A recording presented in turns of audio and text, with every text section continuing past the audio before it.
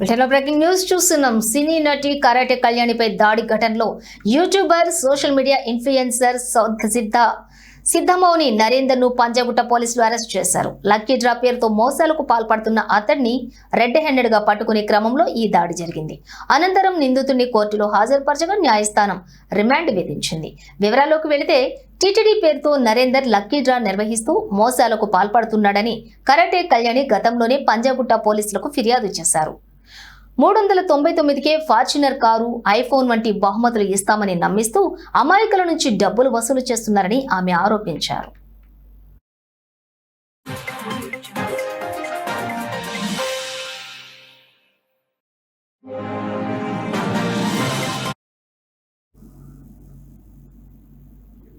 ఈ నేపథ్యంలోనే ఆదిబట్ల సమీపంలోని వండర్లా వద్ద నరేందర్ లక్కీ డ్రా ప్రచారం చేస్తూ ఉండగా కరాటే కళ్యాణి పోలీసులతో కలిసి అక్కడికి వెళ్లారు. అతన్ని రెడ్ హ్యాండెడ్ గా పట్టుకునే సమయంలోనే నరేందర్, అతని అనుచరులు సుమారుగా 10 మంది తనపై దాడికి యత్నించారని, చున్నీ లాగి అసభ్యంగా ప్రవర్తించారని కళ్యాణి పోలీసులకు ఫిర్యాదు చేశారు. ఆమె ఫిర్యాదు మేరకు పోలీసులు నరేందర్ పై భారతీయ న్యాయ సంహిత సెక్షన్ల కింద కేసు నమోదు చేశారు.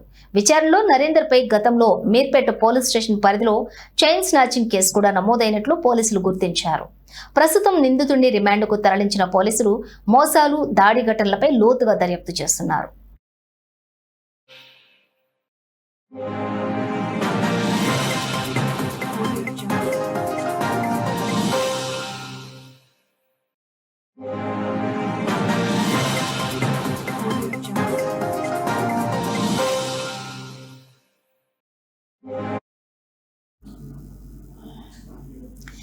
సినీ నటి కరాటే కళ్యాణిపై దాడి ఘటనలో YouTuber, social media influencer Siddhamouni Narender ను పంజాగుట్ట పోలీసులు అరెస్ట్ చేశారు.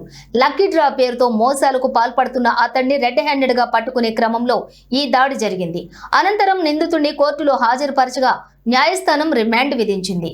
వివరాల్లోకి వెళితే టీటీడీ పేరుతో నరేందర్ లక్కీ డ్రా నిర్వహిస్తూ మోసాలకు పాల్పడుతున్నాడని కరాటే కళ్యాణి గతంలోనే పంజాగుట్ట పోలీసులకు ఫిర్యాదు చేశారు. 399కే ఫార్చునర్ కారు, ఐఫోన్ వంటి బహుమతులు ఇస్తామని నమ్మిస్తూ అమాయకుల నుంచి డబ్బులు వసూలు చేస్తున్నారని ఆమె ఆరోపించారు. అయితే ఈ నేపథ్యంలోనే ఆదిబట్ల సమీపంలోని వండర్లా వద్ద నరేందర్ లక్కీ డ్రా ప్రచారం చేస్తూ ఉండగా కరాటే కళ్యాణి పోలీసులతో కలిసి అక్కడికి వెళ్లారు. అతన్ని రెడ్ హ్యాండెడ్ గా పట్టుకునే సమయంలోనే నరేందర్, అతని అనుచరులు సుమారుగా 10 మంది తనపై దాడికి యత్నించారని, చున్నీ లాగి అసభ్యంగా ప్రవర్తించారని కళ్యాణి పోలీసులకు ఫిర్యాదు చేశారు. ఆమె ఫిర్యాదు మేరకు పోలీసులు నరేందర్ పై భారతీయ న్యాయ సంహిత సెక్షన్ల కింద కేసు నమోదు చేశారు.